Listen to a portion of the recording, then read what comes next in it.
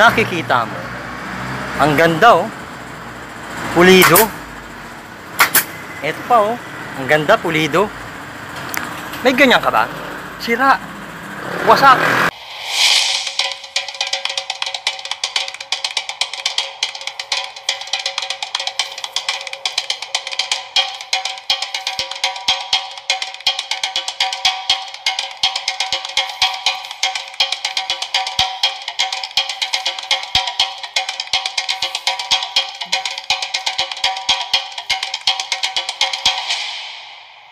Wasak na, butas na.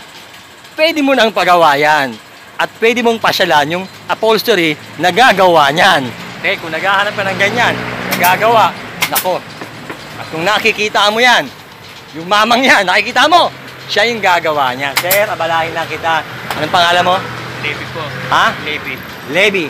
Sir Levi, ilang taon na kayo sa serbisyo?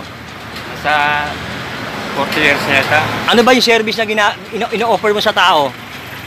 Yung Upholstery. upholstery po. Ilang taon na po? Ilang taon na? 7 years. Hindi, mga 20 years na. Dito lang.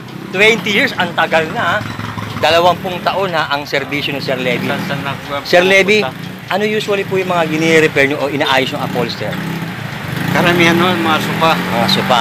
Sopa, sa mga sasakyan. Mga sakyan. Hindi nila upholstery kami. General. Pag sinabing general, sasakyan, lahat motor, lahat ng klase na kailangan. Yung mga ganyang serbisyo ba, yung mga ganyan, may mga warranty ba yan?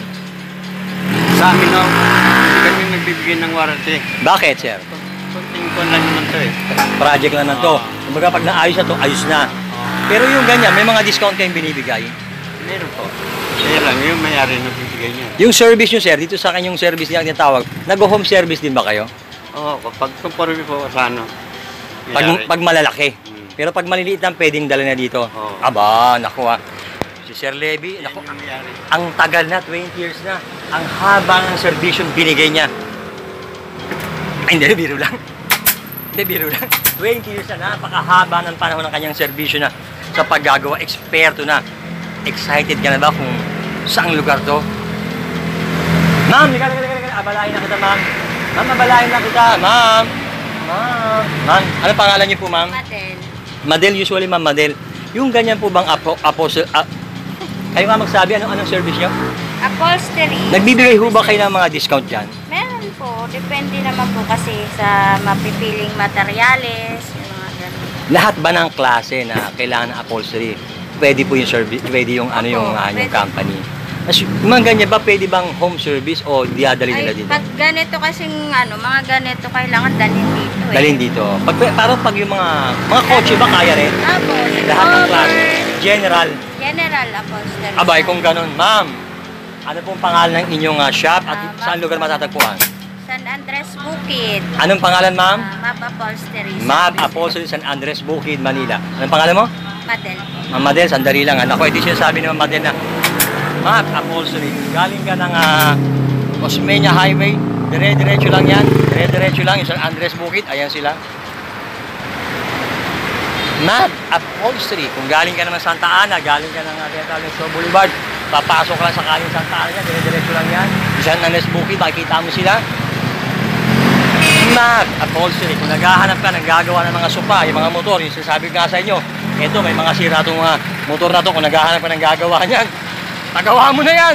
Kung nasa lugar ka ng San Andres Bukid, mapapasyalan mo itong Map Upholstery Service 2257 San Andres, Corner Ruby, San Andres Bukid, Manila, Philippines. Imbitahan mo nga silang pumasyal dito. Iimbitahan ko po kung sino man po yung mga may papagawang upholstery, mga sofa, mga upuan ng sasakyan, sa mga truck, upuan ng truck. Lahat, general. General upholstery po. Pasyal sila dito, no? Pasyal na lang po kayo dito. San Andres Bukid po kami. Okay. Ma'am, salamat. Madala. Sir, naku, eto matagal na to eh. Sir, pasyalan mo sila magpagawa sa'yo dahil matagal ka na. Imbitahan mo sila pumasyal dito. Pasyalan lang kayo dito sa amin. Hanapin nyo itong mamang to, ha? 20 years, ang tagal na nun. Expert ka na talaga. Oo, kung saan ako nakakapit. Saan na kayo nagagawa? So yung sa inyo, chicken feed na lang yan, no?